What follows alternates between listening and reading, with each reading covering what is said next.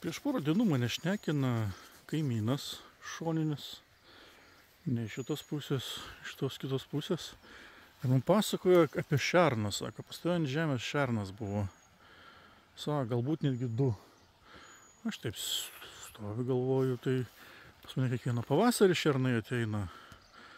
Galvoju, kas čia ypatingo. Šiandien atvažiuoju, biškį šoką gavau, žiūriu, kad jis čia matyt, jis dar pabaidė, nes sakė, matė gyvą, lakstantį čia. Nu, jis čia, dažniausiai jis man iškasdavo, jie man iškasdavo kokį kvadratinį metrą, čia, ten ir viskas. Nu, čia jis vos ne pusė pievos perėjo. Aišku, pusė pievos gal dar nėra. Nu, bet jis čia gerai darbavosi. Svarbiausiai, ąžuolai tai ten. O čia alyvuogės. Tai ar jis čia kažkokias lervas rado? Ką jis čia rado įdomiai. Ne, pas mus pagaliau biškiai atšilo, lietus lyja, viskas žalia.